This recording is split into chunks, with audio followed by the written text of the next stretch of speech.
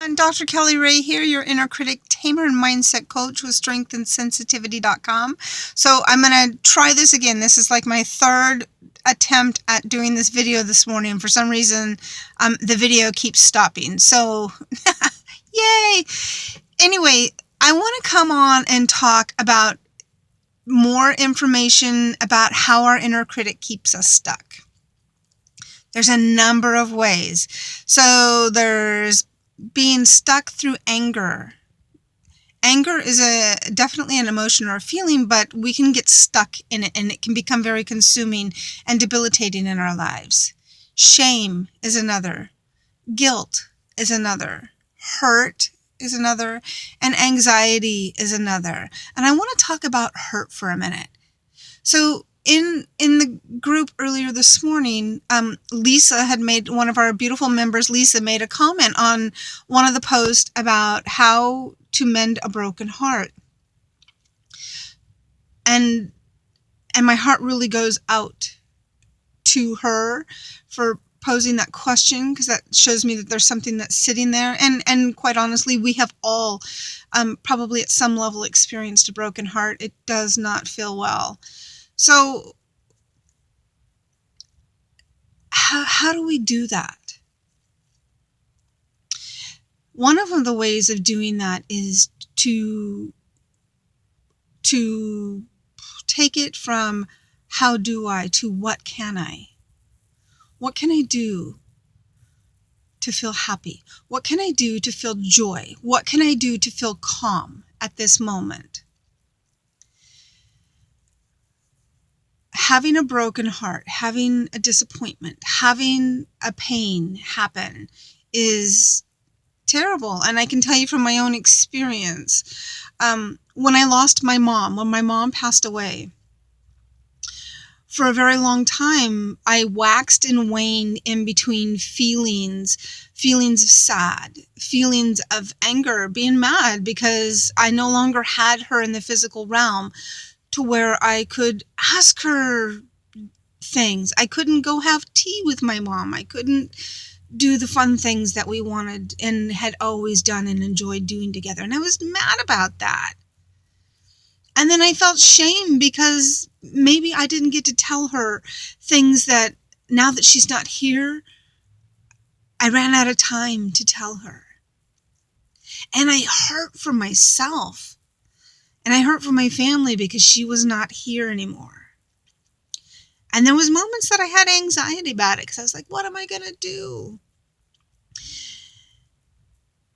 And then came the realization that I was really kind of afraid to give up my hurt, my shame, my guilt, my sadness over my mom not being here, because what that meant in my thinking was that if I give this up, am I somehow going to lose my memory of her?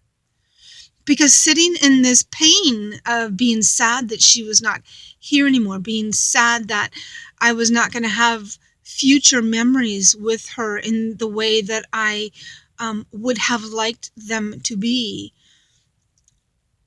was really a big thing to have to think. I didn't want to do that because I was afraid I would forget her memory. I was afraid I was going to forget our stories. I was afraid that it was somehow going to alter that relationship, which is why I hung on to the pain for a very long time. And I know that might sound crazy. I know that doesn't even make rational sense. But isn't that what feelings are? Feelings aren't rational. Feelings aren't factual. They're none of those things. They're an expression of what it is that is going on inside of us. The hardest journey, and I heard another one of my coach friends say this morning, which was so beautiful, the hardest, most challenging, longest journey that we have is from here to here. So from our head to our heart. And we can see logically that's not very far, But we can all agree that the journey from getting out of our heads and being fully present into our heart is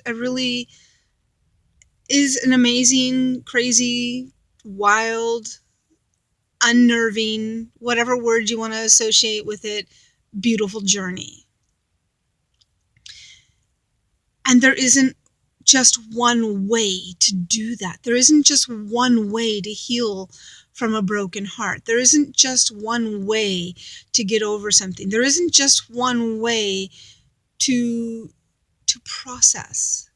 And there isn't just you do it once and then it never happens again. If that was true, we would only need to take a breath once, right? Okay, well, that's done. I shouldn't have to do that again. No, we need to breathe in order to have life to continue this. So as we go back to my story I was telling you about my mom, I finally, after quite some time, finally had to resolve myself that I wanted, the pain was too much, and my desire to get past that pain, I had to have a belief within inside myself that if I was going to be releasing my pain and sadness over the loss of my mom, that I was still going to be able to remember her, that I was still going to be able to be connected to her. That's the other thing too, is we think that if we have to give up this certain way of being, that we're going to lose a connection. And I'm being very, very general and brief in my statement here to you, just in the essence of time, so you don't have too long of a video. So what I did is I went and actually talked to somebody who worked through it, got on it, and the beautiful thing is I hadn't realized that I was actually kind of blocking my connection with my mom. As soon as I was able to release the pain, to release the story, to release the expectation and the disappointment that I had around all of that, I was able to have this amazing, beautiful relationship with my mom. Do I have that every day? No, but that's because of me. It's depending on what I got going on inside here. She's always right here. And she's reachable at any time that I need to. I have to get out of here. I hope this helps. And if any of you are going through something right now, one little quick piece of advice, if I can give that to you, is think about changing some of the language. For instance, how can I manage or how can I heal a broken heart? Try reframing that. Try rephrasing that to, what can I do right this moment to allow myself to feel joy, to feel love, to feel safe, to feel peace? And it just has to be that moment.